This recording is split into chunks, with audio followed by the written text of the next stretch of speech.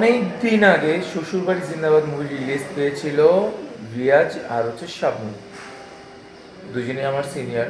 ওই ছবিটি বাংলাদেশে সুপার, এটা সিকুয়াল। আমার খুব শখ ছিল যখন শ্বশুরবাড়ি জিন্দাবাদ 2 এর প্ল্যান হয়, তখন থেকে আমি বলছিলাম ভাই তুমি শ্বশুরবাড়ি জিন্দাবাদ 2 বানাও, খুব ভালো হবে। ঠিক আছে, যদি আমি কাজ করি তাহলে তোকে নিয়ে কাজ করবো।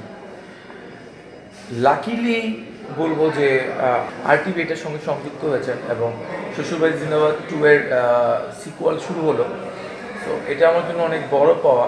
আশা করছি অনেক ভালো একটি খুবই সুন্দর কমেডি ফিল্ম ছিল শ্বশুরবাড়ি জিন্দাবাদ। এটাও কমেডি ফিল্ম, বাট এটা একটু ট্র্যাক চেঞ্জ। ওটা হচ্ছে শ্বশুরবাড়ি ঢোকার পর প্ল্যানিং শুরু, আর এটা হচ্ছে শ্বশুরবাড়ি ঢোকার জন্য প্ল্যানিং শুরু। এটা একটা মজার ঘটনা।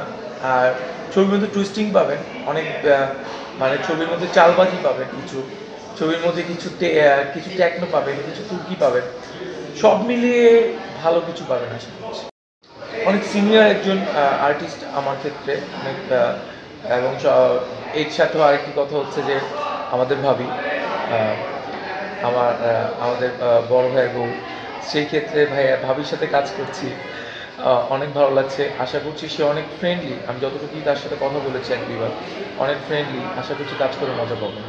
এই ছবিটা নিয়ে প্রত্যাশা অনেক, কারণ শ্বশুরবাড়ি জিন্দাবাদ হিট ছবি। শ্বশুরবাড়ি জিন্দাবাদ 2 দর্শক এমনিতেই একটা টার্গেট অডিয়েন্স আসবে হচ্ছে মুভিটা দেখতে। এই ছবিতে বাপ্পিকে একটু কমেডি করা না দেখা যাবে। বাপ্পি চেষ্টা করবে তার ক্যারেক্টারকে ভাঙানো, কারণ দবি সাহেবের সংসার বাপ্পি কমেডি করেছিল এক টাইপের কাজের ছেলের। এই ছবিটিতে বাপ্পি করবে একটু hero versus hero type comedy. তো আশা করছি আপনারা ভালোই পাবেন।